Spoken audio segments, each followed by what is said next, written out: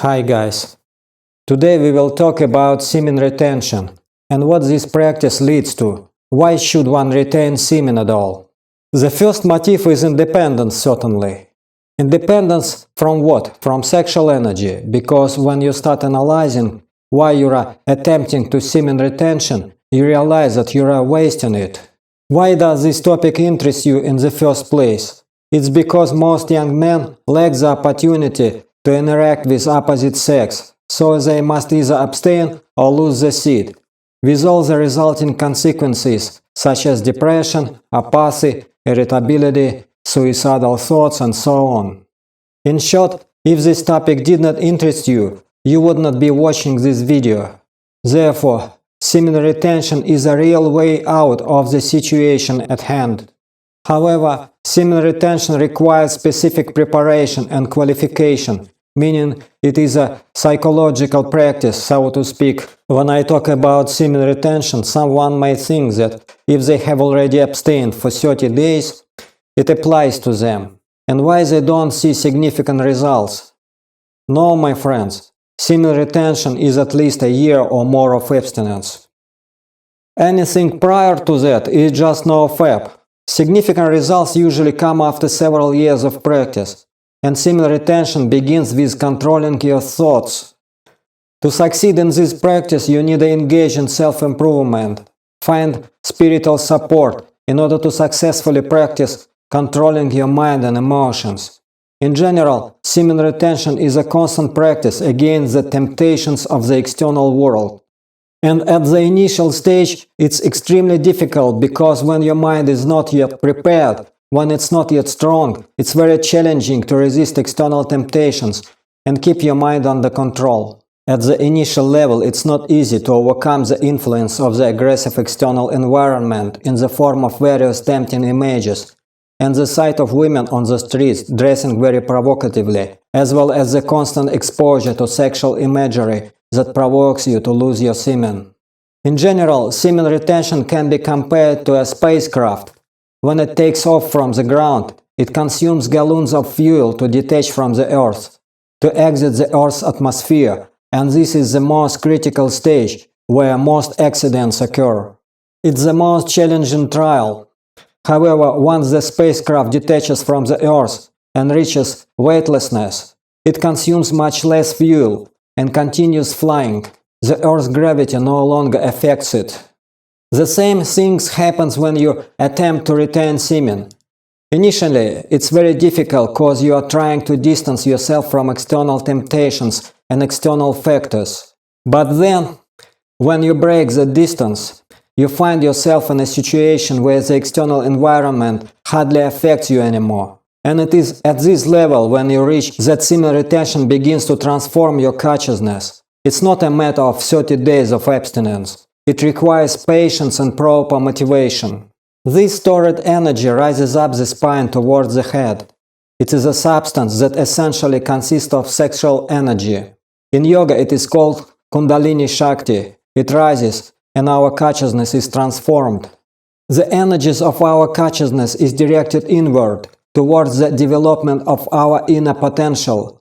In yoga, there are two directions of energy. One is directed outward, and the other is inward. Materialists, they direct their energy outward, meaning they channel their energy towards external objects, achieving external results and engaging in communication with the opposite sex and society. This is external energy. In yogis, the energy goes inward, life energy. They direct their inner energy towards the development of their inner potential. In other words, yogis are introverts, while ordinary people are extroverts. This process is also described in Yoga Sutras of Patanjali and Raja Yoga. All life information that comes to you during your life passes through our senses, such as sight, smell, touch, hearing, and speech. This information reaches us through our external senses and enters our consciousness, our mind. And in this way, samskaras are formed. Samskaras are impressions that are recorded in our consciousness, and these samskaras shape how our consciousness will develop. Over time, your samskaras go into the subconscious. It means that there is a constant recording of what we see, hear, feel, and think. All of this forms imprints in our consciousness, called samskaras. So what comes to us through the senses is recorded in our consciousness, like on a tape recorder's film. But here all your impressions are recorded. Therefore, guys, we are constantly under surveillance, constantly, 24/7. And modern science has different directions too. There is science where corporations dictate their ideas. There is science that unbiasedly studies all phenomena in this world. And modern scientists have confirmed, for example, that consciousness continues to exist after the death of the body. Let's say near-death experiences. When a person is on an operating table, their heart stops and they leave their body.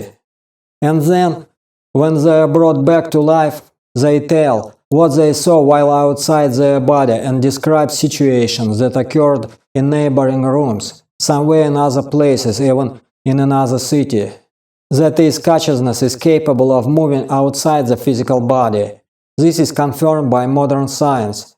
In particular, Raymond Moody and others conducted such research. This development did not stop there. In general, science confirms what was written in yogic treatises thousands of years ago. Another study was also conducted. Patients were regressed under hypnosis, and their consciousness returned to experience before birth. And then all this information was processed and a comprehensive picture was compiled. That is why there is a book called Journey of Souls by Michael Newton.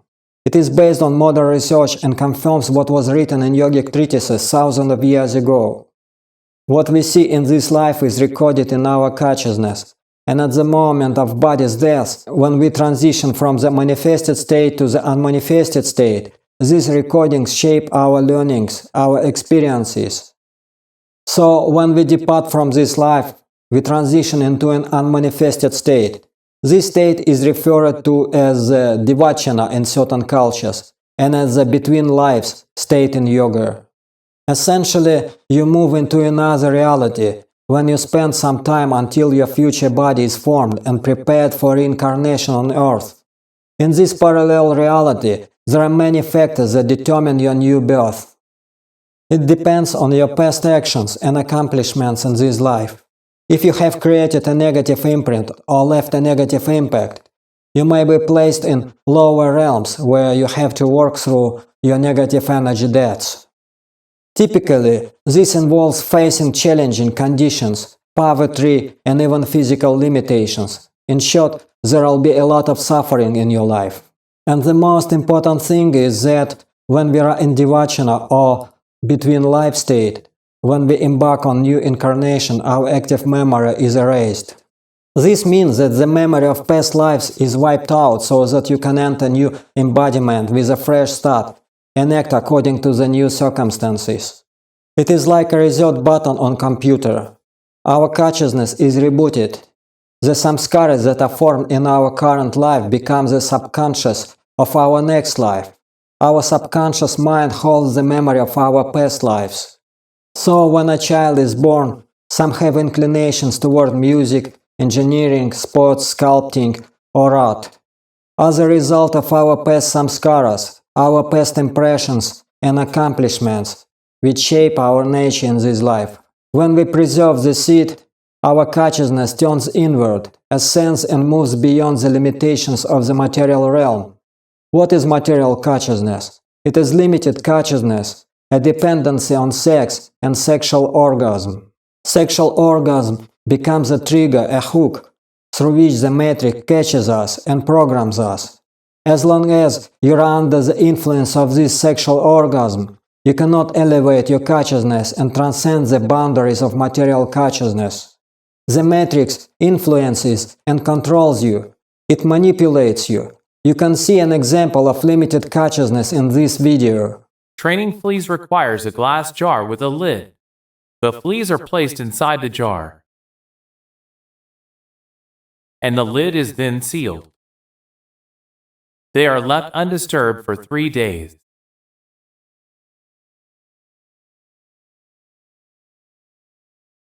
Then when the jar is open, the fleas will not jump out.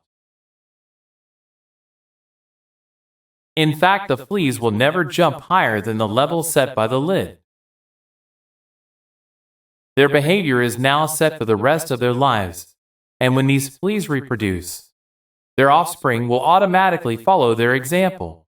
Fleas are programmed by the matrix and cannot jump beyond certain limits. Similarly, the matrix programs us through sexual orgasm. But when you preserve the seed, when you abstain, you start to detach from sexual orgasm. And this becomes a form of asceticism. And then, as you practice for a long time, you develop a taste for it. You start to feel satisfaction from the abstinence. The longer you preserve your seed, the more it becomes your comfort zone, and you escape the control of sexual orgasm. Your energy field and redirected goes inward, and you start to see your samskaras, see your past. You gain the access to energies that were not available to you when your consciousness was material. You go beyond material consciousness, opening up to new levels of consciousness free from material concepts. This is how saints can see the future. They can see the present. In reality, it really works when you abstain for a long time and you gain access to these energies. And eventually, when abstinence becomes your comfort zone, you no longer desire to return to dependence on sexual energy. Your consciousness becomes free. Many people do not reach this stage. They simply break down and cannot overcome this threshold of dependence on sexual orgasm. Many stop here.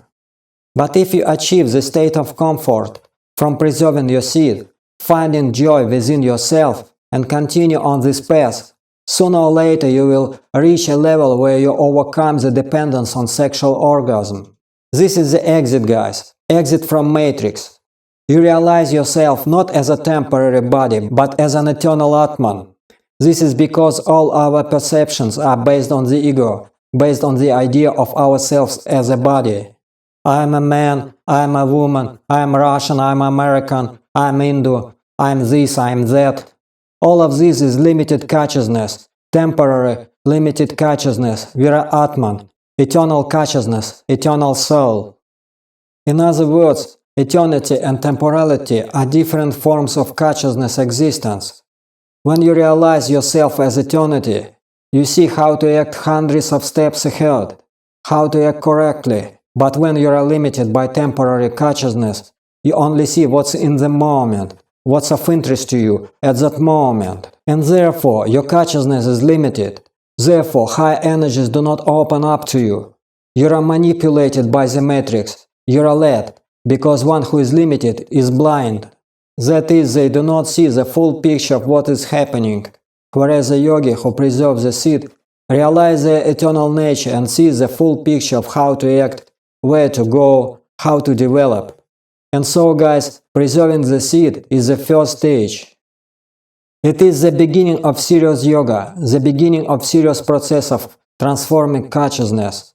Without preserving the seed, there is no transformation of consciousness. That's my message for today.